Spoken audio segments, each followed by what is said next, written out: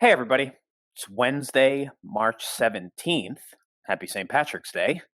And as you can see here in the aim today, our goal for today's video is to talk about how we can incorporate rotational kinetic energy into our conservation of energy framework. And so today we're really going to take a good hard look at some conservation of energy problems involving rotational kinetic energy. Before we get to that, though, I want to review the problem that you were assigned at the end of yesterday's video. At the end of yesterday's video, I gave you this problem, which said a 140 kilogram hoop rolls along a horizontal floor so that the hoop's center of mass has a speed of 0.150 meters per second. And the question asked, what is the total kinetic energy of the hoop? Now, something I think that is interesting about these problems, which was really the point of this, as you'll see here when we get into the kind of problems we're going to get into today, is that they don't give you a whole lot of information about the object. As I tried to get across yesterday, though, if you use that technique that I showed you at the end of yesterday's video, you don't need any of that information like the radius of this hoop or anything else. And so here, notice all they give us is the mass and the velocity, and that's all we need. So we have here the mass of the hoop, which is 140 kilograms, and the speed of the hoop's center of mass, which is 0.150 meters per second. It's important to realize here that they'll always tell you the speed, and they'll usually say it's of the center of mass, to really give you the idea here that this is just the motion of the whole thing, the translational speed of the whole thing. It's just its linear velocity, v. And we're looking for the total kinetic energy. And so as we said yesterday, the total kinetic energy of an object has two parts, really. It's translational kinetic energy, just the traditional 1/2 mv squared that we've been looking at all year long, and the rotational kinetic energy, which we talked about yesterday. Remember, the translational kinetic energy, as I just mentioned, is given by the equation 1/2 mv squared, and the rotational kinetic energy, as we derived yesterday, is given by the equation 1/2 I omega squared. At this point, as I mentioned yesterday, you need to make your substitutions. The first substitution you need to make is that omega is equal to V over R. It's important to remember that relationship. It is not in the AP reference table. Additionally, you need to use this rotational inertia reference sheet for the equation for the rotational inertia of the object you're talking about. In this particular object, they tell us it's a thin hoop, and since they don't mention it has any width here, or that it's rotating about like a vertical axis here, that it's just literally rotating through the center, we can use the rotational inertia here as mr squared. And so we're going to need to make that substitution as well. So we know that I is equal to mr squared. That's the simplest rotational inertia equation you can have, right? There is no fraction in front of it because all of the mass is just concentrated on the outside.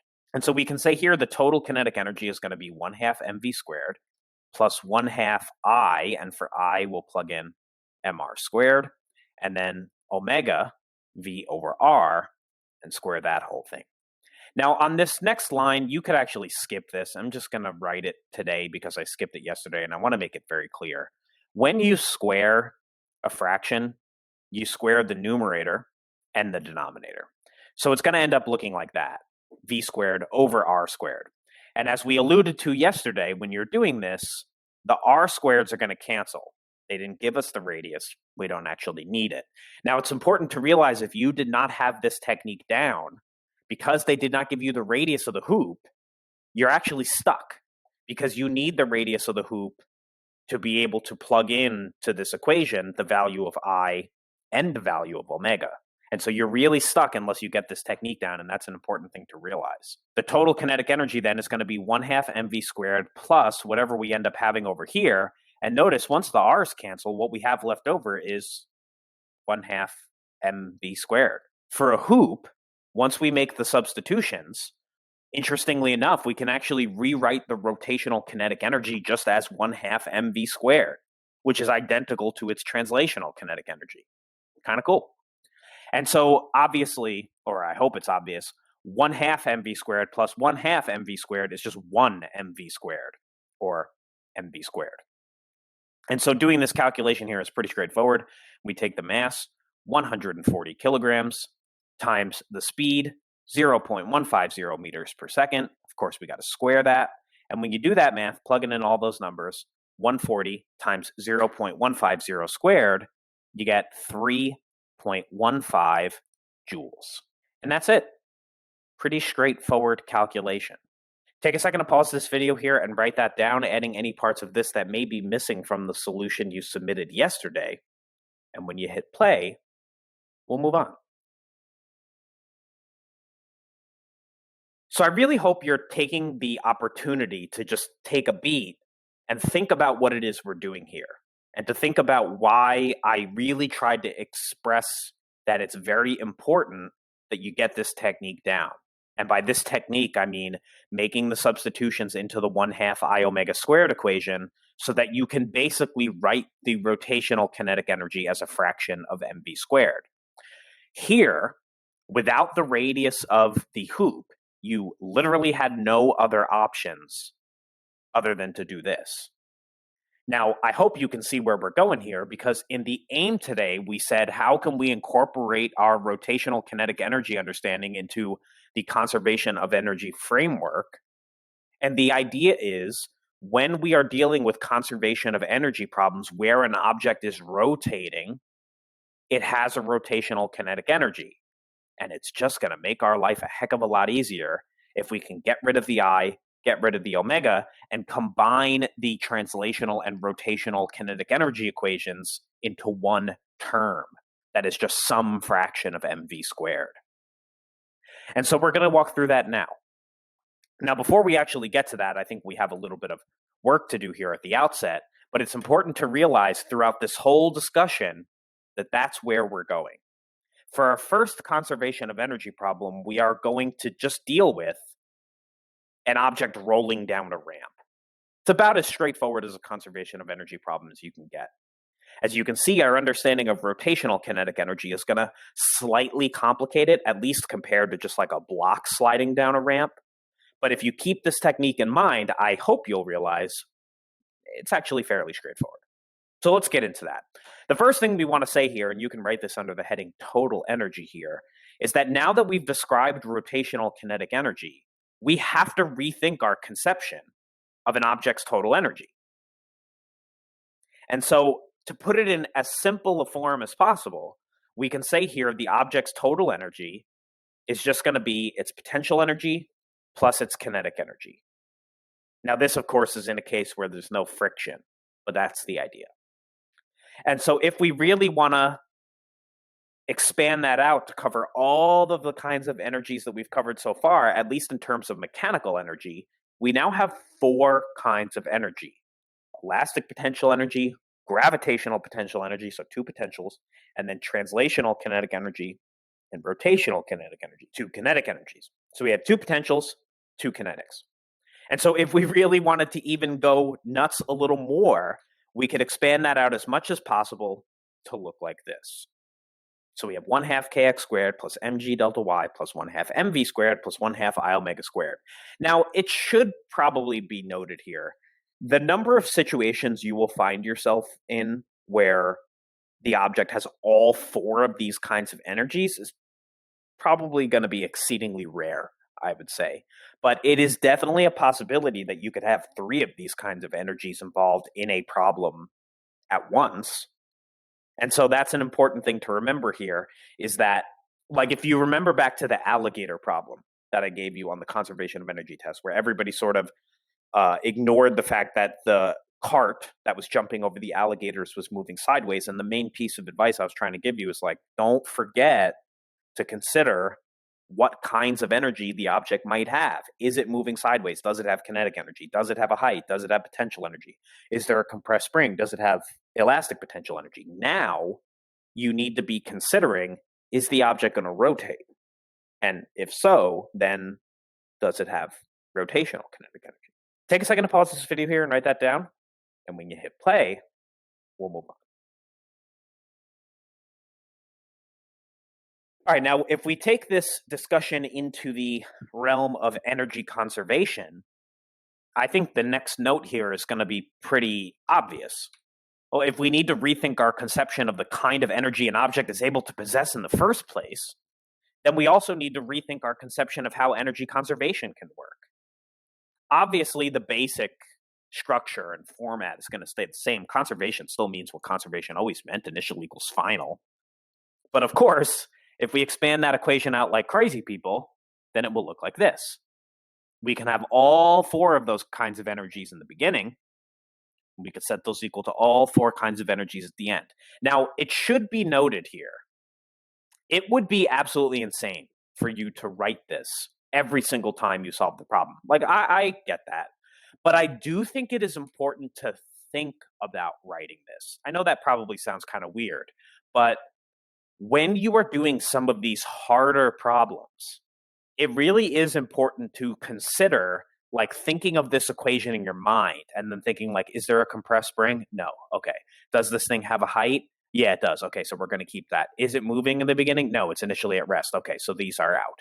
And sort of going through the list like that, because I think if you are considering that actively every single time you solve a problem, then your likelihood of missing or forgetting a kind of energy is obviously going to go down if you're forcing yourself to think about it really carefully at every turn. Take a second to pause this video here and write that down. And when you hit play, we'll move on. And now we have a big issue to confront. Our big issue to confront is for you to pay attention to something. Notice, heat is not present in this equation. It's missing for a very specific reason. Why do you think that is? I want you to think about that for as long as it's going to take you to write this down. Take a second to pause this video here and write this down. Think about why heat might not be in the equation, and when you hit play, we'll go over it. Now, if I just sort of tell you the answer here, I think it's going to be a lot harder for you to remember this.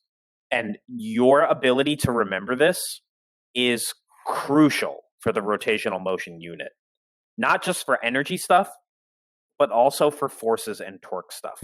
And so we're going to answer this question. Don't worry, I'm not going to forget about it. But I want to sort of shift the discussion now. As I mentioned here, we are going to have an object rolling down a ramp. And so as it says here, an object rolls down a ramp without slipping, as shown in the diagram on the right. This is always going to be the way they're going to present a ramp rolling problem. As we mentioned here, heat is not going to be a factor. What I want you to do is think very carefully about what the free body diagram should look like for this object as it rolls down the ramp. You need to be very careful about the way this is drawn. And I want you to think about what the diagram should look like and then actively try to draw it. I will give you a hint, which is not really a hint, more of a reminder. It's really important to remember for free body diagrams that forces, especially for these kind of free body diagrams, should start at the place where the force is applied and then point away from that point. So they should basically start at the side of the arrow that's not the arrowhead. I want you to take a stab at this free body diagram. And when you hit play, we'll go over it. The free body diagram for an object rotating as it rolls down a ramp here should look like this. In a lot of ways, I think this probably shouldn't be surprising. I just want to make one amendment to this diagram here. A lot of these books use just the symbol N for the force. I'm going to use F with the subscript N as we've been doing all year. Of course, we have the normal force pointing perpendicular to the surface. We have the force of gravity coming straight down. And we have the force of friction pointing parallel to the surface.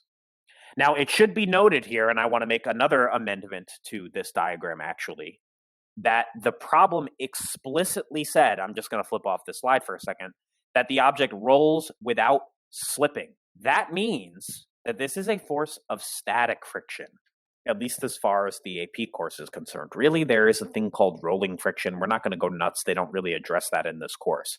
It is reasonable in a lot of ways to say that it's static friction that's acting on this object. So we have the force of static friction acting, that the normal force starts down here at the surface, and so does the force of friction, is really, really important. The fact that the normal force passes through the center of mass is really, really important. And the fact that the force of gravity acts starting at the center of mass, it's the only one that acts starting at the center of mass and goes straight down, is really, really important. I want you to take a minute, whether you drew this like almost correctly or not when I asked you to a minute ago, I want you to take a minute to really draw this carefully. And when you hit play, we'll move on. Okay, so here's the diagram again. We're going to take a little bit of a closer look at it. I'm just going to make the amendments I made before. We're going to call the normal force with its proper symbol F with a subscript N, and we'll add the S onto the static friction force. You don't need to redraw this if you don't want to. We're just going to add some notes on top of this drawing. There are a couple of things we need to say about these forces, because I think it is an important thing, and we'll actually write a note about this right here, because this is crucial. The force of gravity doesn't cause the rotation. Almost everybody thinks when they see an object rolling down a ramp, if I ask the question, why is the thing rotating? They say, well, gravity's pulling it down. Gravity does not cause the rotation. It's a crucial note. We'll investigate why. Let's just step through all the forces. We'll start with the normal force. The normal force is exerted at the point of contact with the surface and passes straight through the center of mass. That means it is parallel to the position vector and thus produces no torque. Remember, the position vector is a vector drawn from the pivot point, which is here, to the point of the application of the force. That would be what we traditionally have been referring to as the R vector, or the position vector. Notice here that normal force vector lies exactly along that position vector. The angle between them, you could say is 0. Technically, it's 180 degrees. It doesn't matter because the sine of 0 and 180 are both 0. And so because it's parallel to the position vector, it produces no torque. And that's the crucial point. Now, of course, as I gave here in this note at the top, the force of gravity does not cause the rotation. Well, why not? Well, the weight of the object is exerted at the center of mass and acts straight down. Since the center of mass is the axis of rotation, it produces no torque. Remember, the equation for torque is Rf sine theta. The value for R for the force of gravity here is 0. There is no distance between the pivot point and the point where the force of gravity is applied. And I think lastly, as we get into this here, the most important thing to recognize about this diagram is that that position vector R that I have drawn here for the normal force is actually the same position vector R for the force of friction. And that's because the force of friction and the normal force are applied at the same point. They are applied at the point of contact between the object and the surface. And so as I wrote here, the friction force is exerted at the point of contact with the surface and acts parallel to the ramp. That means it's perpendicular to the position vector. And thus, the static friction force is the force that produces a torque. The friction force is responsible for the rotation, right? Think about it. If there truly was no friction and the sphere couldn't grip the surface, then it wouldn't start to roll. It would just slide down the ramp. That's the big important detail. Take a second to pause this video here and write that down. And when you hit play, we'll move on. Now, before we actually get into solving the problem here, I think it's important to just say a little more about the force of friction. Because as we mentioned, the gravity doesn't cause the rotation, and it's not the normal force. It is the friction force. We should just say here, we do a thing that's a little weird in these kind of problems. And so what we're saying is that since the object will roll without slipping, there will be no force of kinetic friction doing work to take energy away from the system, right? Kinetic friction only comes into play when they're sliding. It's not slipping, so it's not sliding. There is static friction acting in the object, but it's actually the force that's responsible for the object's rotation. As such, we won't see heat generated. Now, I'm sure some of you are sitting there and thinking, well, frictional contact produces heat, whether there's motion or not, though, right? Because isn't it just friction that produces heat, period? Kinda. Yeah. And so we do this really stupid thing when it comes to these kind of problems. If you're thinking this is stupid, I agree. We often think of these problems as having enough friction to roll without slipping, because that's required. If there's no friction or not enough friction, it's going to slip as it rolls. Like, think about a bowling ball. If you've ever seen a bowling ball roll on a lane, it slips and slides as it rolls forward. We often think of these problems as having enough friction to roll without slipping, but not enough to take away energy. It's insane. But as may be unsurprising to you, if you actually think about the dynamics of a rotating object that is slipping and sliding sort of irregularly as it rolls, actually doing that physics accurately is a literal nightmare. It's very complicated. And so we're doing this simply to simplify the problem. Take a second to pause this video here and write that down. And when you hit play, we'll move on.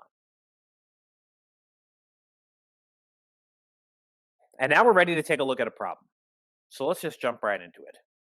This problem here, which I just want you to write down in the notes in your notebook, says a disk with a radius of 1.5 centimeters and a mass of 12.0 grams rolls from rest without slipping down a ramp with a vertical height of 30 centimeters. The question asks, what is the speed of the disk when it reaches the bottom of the ramp? And what is the disk's angular velocity? Interesting question. Let's just jump right into it here. So obviously the first thing we're going to need to do is we're going to need to write down the notes. So they tell us here that the radius of the disk is 0.015 meters, right? That's 1.5 centimeters, 0.015 meters. We know here that the mass is 12 grams, which we'll just write as 0.012 kilograms. Then we are told that the height, delta y, is 0.30 meters. And we are also told that v naught is 0 meters per second. And just for good measure, we can write omega naught is 0 radians per second. And we are asked for v and omega. And so we're going to start by trying to solve for v. It's very important to think very carefully about what's happening here. When the object is starting at the top of the ramp and it is not in motion, the only type of energy it possesses is gravitational potential energy. When it reaches the bottom of the ramp, it is rolling without slipping, and it's obviously being translated because it's moving from the top to the bottom of the ramp, and so it has translational kinetic energy and rotational kinetic energy. And we're putting the subscript F on those for final. And so if you didn't realize it this whole time, it's important to realize now the right-hand side of this equation looks like the right-hand side of those total kinetic energy equations that we were doing yesterday and at the beginning of this video. That's why that skill I was talking about is really, really, really super important. So our next move then is just going to be to write in the equations for all of these energy types. We have mg delta y equals 1/2 mv squared plus 1/2 I omega squared. Now, as I hope you realize, our next move when you're solving these kind of problems is to just jump right into the substitutions. So I have mg delta y equals 1/2 mv squared plus 1/2. And now notice I need the rotational inertia. They said here in this problem, this object is a disk. And so, of course, that's why it's good to keep this rotational motion reference sheet handy. We need the rotational inertia for the disk. Now, some of you might have remembered this. I do think some of these are good to remember, like the hoop, the cylinder, the disk, and the sphere. But anyway, the rotational inertia equation for a solid cylinder or disk is 1/2 mr squared. Notice whether you look at the front or the back, it's the same shape, so it's the same thing. So I here, and I'll just go ahead and like write that up in the corner, just so we have it separately as well. I'll write here I disk is 1/2 mr squared. And so we can sub in here 1/2 mr squared. And then, of course, for omega, we're going to sub in v over r. And, of course, we got to square that whole thing. And so remember, I'm just going to write this step out separately here, at least for the first time we're doing this problem, just so you can see it. When you have to multiply fractions, you need to multiply the tops and multiply the bottoms. And so when we multiply a half times a half, right, a half of it is a quarter. And so we have 1/4 times mr squared times v squared over r squared. And just like we saw for those total kinetic energy calculations, the r's cancel. Cool.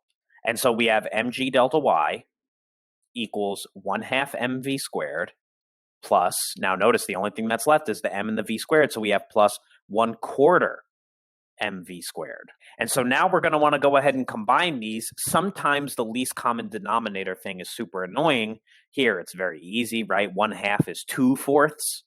And so 2/4 plus 1/4 is 3/4. So we have mg delta y equals 3/4 mv squared. And if you didn't buy it this whole time, it's really important to realize that a huge feature of this technique is that if you tried to do this problem without doing the substitutions, here you could do it. It would be way more annoying, but it could be done. That's because they gave us the mass and the radius. As you're going to see when we get to doing these kinds of problems on homeworks, they're not going to give you that. And so what you need to realize is that you get a cancellation of the radii up here, and you get a cancellation of the masses down here. And so now we just have g delta y equals 3/4 v squared. Cool. Solving this for v then just requires you to flip this fraction over when you bring it to the other side. So we have 4/3 g delta y, of course we got to take the square root, is equal to v. And so when we plug this in here now, notice the conservation of energy solution for the speed v looks really similar to the equation for the speed that you get when you just have an object slide down a ramp. When you have an object slide down a ramp, the equation, when you just do potential to kinetic, is the square root of 2g delta y. The only difference here is that instead of being 2, it's just going to be some other number. In this case, it's 4/3. So we have 4/3 times 9.8 meters per second squared. And notice here we did not include this in our list, so we'll go ahead and add that back now. 9.8 meters per second squared. And then we have to multiply this by our height here, which is 0.30 meters. And so when you take 4/3 times 9.8 times 0.30, and then you take the square root, you get 1.98 meters per second for our speed. Pretty cool. Take a second to pause this video here and write that down. And when you hit play, we'll move on. Okay, and just to finish this one up here, I'll have to do it over to the side. Part B asked us to calculate the omega, the angular velocity of the disk. Now, as it turns out, this part is not so bad because we already know the equation for omega is v over r, and we have v, and we have r, so we're in business. Omega is v over r, so that means the omega here is 1.98 meters per second, and the radius is super tiny, 0.015 meters. And so when you do that math, you get 132 radians per second. Take a second to pause this video here and write that down. And when you hit play, we'll move on.